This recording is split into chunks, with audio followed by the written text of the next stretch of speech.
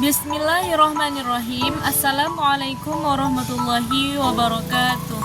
Perkenalkan, nama saya Khairunisa Caniago, asal dari Prodi PAI semester 1. Di sini saya akan menjelaskan tentang mazhab Zahabi dalam mata kuliah Ushul Fiqih. Baik, selanjutnya adalah pengertian mazhab Zahabi. Mazhab Zahabi adalah pendekatan pemahaman agama yang merujuk kepada pendapat dan interpretasi sahabat Nabi Muhammad SAW. Para sahabat merupakan generasi pertama yang mendalami Al-Quran dan hadis serta menjadi penerus langsung ajaran Nabi. Mereka adalah sumber utama ajaran Islam setelah Nabi Muhammad SAW wafat.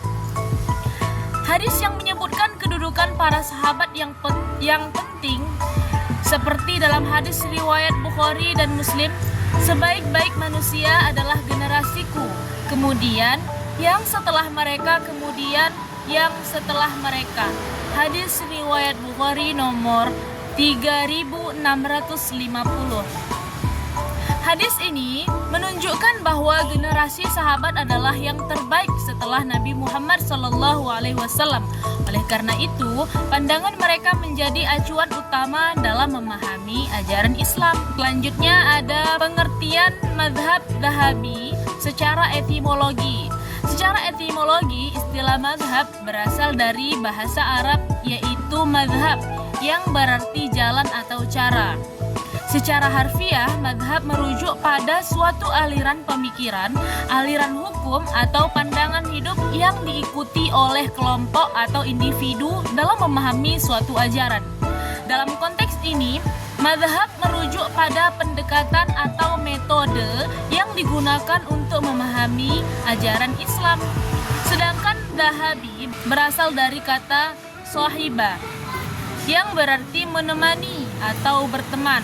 Dalam terminologi Islam, Zahabi berarti orang yang pernah berjumpa dengan Nabi Muhammad SAW, beriman kepadanya, dan meninggal sebagai muslim. Jadi, secara etimologi, mazhab Zahabi dapat diartikan sebagai jalan pemahaman atau cara pandang yang diambil berdasarkan pemikiran dan tindakan para sahabat Nabi Muhammad SAW.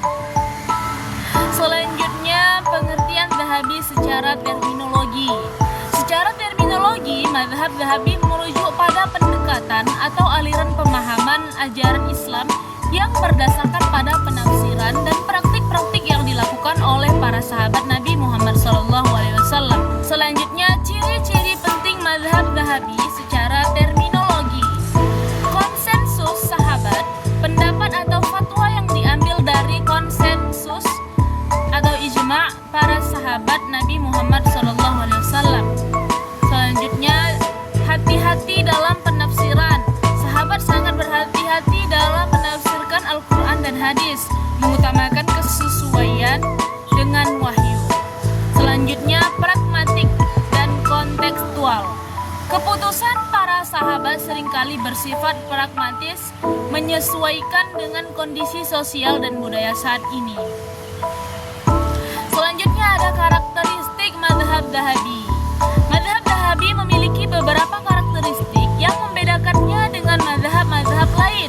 Di antaranya adalah keberagaman pemahaman. Selanjutnya ada kehati-hatian dalam penafsiran, dan selanjutnya ada keutamaan ijma'. Selanjutnya ada karakteristik mazhab Zahabi. Mazhab Zahabi memiliki beberapa karakteristik yang membedakannya dengan mazhab-mazhab lain. Di antaranya yang pertama yaitu keberagaman pemahaman, yang kedua ada kehati-hatian dalam penafsiran, yang ketiga keutamaan ijma' atau konsensus, yang keempat menjaga kebenaran wahyu. Baik, selanjutnya ada peran mazhab Zahabi dalam pengembangan fikih. Mazhab Zahabi sangat berperan dalam pengembangan fikih hukum Islam. Beberapa sahabat yang terkenal dalam bidang fikih adalah yang pertama Abu Bakar As-Siddiq. Abu Bakar As-Siddiq sebagai khalifah pertama dikenal dengan kebijaksanaannya dalam mengambil keputusan berdasarkan Al-Quran dan hadis. Beliau juga memiliki kemampuan untuk memecahkan masalah-masalah baru yang muncul di tengah masyarakat Islam pada saat itu. Dalam suatu hadis, Rasulullah SAW bersabda tentang beliau, tidak ada yang lebih pantas untuk menjadi pemimpin selain Abu Bakar. Hadis riwayat Bukhari nomor 3652. Yang kedua ada Umar bin Khattab. Umar dikenal sebagai seorang pemimpin yang sangat cerdas dan berani dalam mengambil keputusan. Salah satu keputusan besar yang diambilnya adalah tentang pembukuan Al-Quran yang dapat menjaga keaslian wahyu. Dalam suatu hadis disebutkan, jika tidak ada Umar, aku tidak tahu apa yang akan terjadi dengan umat ini. Hadis riwayat Tirmidzi. Yang ketiga yaitu Ali bin Abi Thalib.